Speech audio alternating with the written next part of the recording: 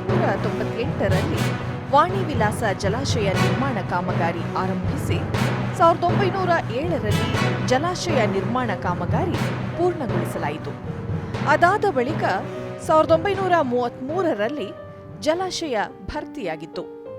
ಸರಿಸುಮಾರು 89 ವರ್ಷಗಳ ನಂತರ 2022ರಲ್ಲಿ ಎರಡನೇ ಬಾರಿಗೆ ಭರ್ತಿಯಾಗಿದ್ದ ಜಲಾಶಯ ಇದೀಗ 2 ವರ್ಷಗಳ ಅಂತರದಲ್ಲಿ 3ನೇ ಬಾರಿಗೆ ಭರ್ತಿಯಾಗಿದೆ. ಈ ಹಿನ್ನೆಲೆಯಲ್ಲಿ ರೈತರು ಹಾಗೂ ರೈತ ಮುಖಂಡರು ಜಲಾಶಯಕ್ಕೆ ಪೂಜೆ ಸಲ್ಲಿಸಿದರು.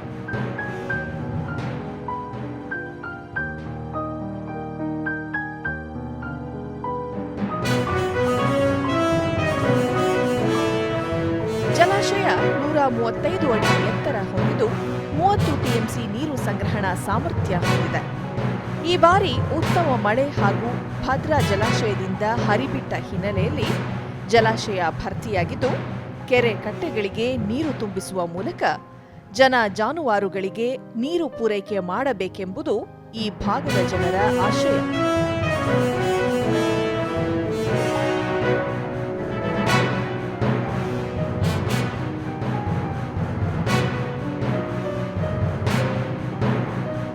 ದೂರದರ್ಶನದೊಂದಿಗೆ ಹಿರಿಯೂರು ತಾಲೂಕು ರೈತ ಸಂಘದ ಅಧ್ಯಕ್ಷ ಕೆಟಿ ತಿಪ್ಪೇಸ್ವಾಮಿ, ಚಿತ್ರದುರ್ಗ ಜಿಲ್ಲೆಯಲ್ಲಿ ಮಳೆ ಪ್ರಮಾಣ ಕಡಿಮೆ, ಹಾಗಾಗಿ ಜಿಲ್ಲೆಯ ಜೀವನಾಡಿಯಾದ ವಾಣಿ ವಿಲಾಸ ಸಾಗರ ತುಂಬುವುದು ವಿರಳವಾಗಿತ್ತು.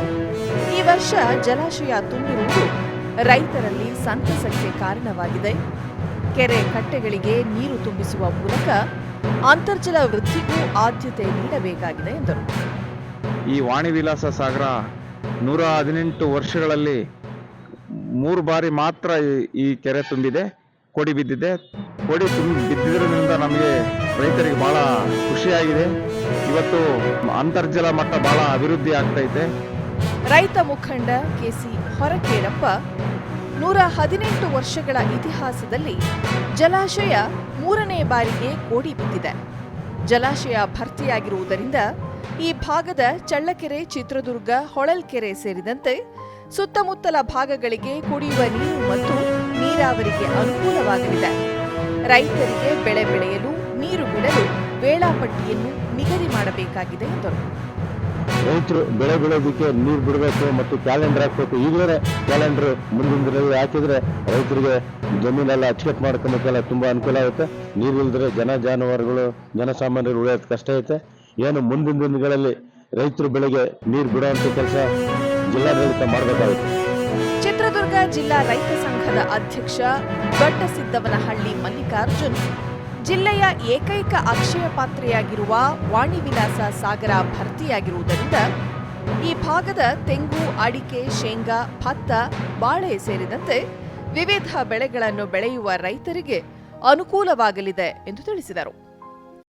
ಎಲ್ಲರೂ ಬೋರ್ವೆಲ್ನಿಂದ ವ್ಯವಸಾಯ ಮಾಡ್ತಕ್ಕಂಥದ್ದು. ಇಂಥ ಸಂದರ್ಭದಲ್ಲಿ ಅಂತರ್ಜಲ ಇಲ್ಲ ಅಂದ್ರೆ ಏನು ವ್ಯವಸಾಯ ಮಾಡ್ಲಿಕ್ಕಲ್ಲ.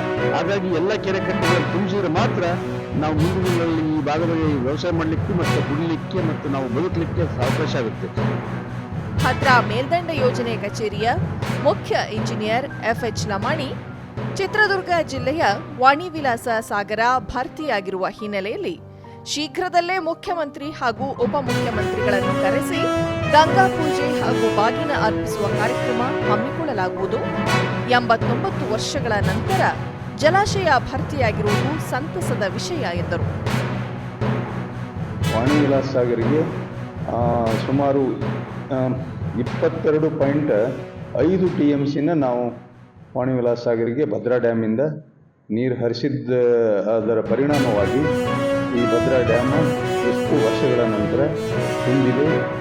ಈಗ ಜನರಲ್ಲಿ ಸಂತೋಷ ಆಗಿದೆ.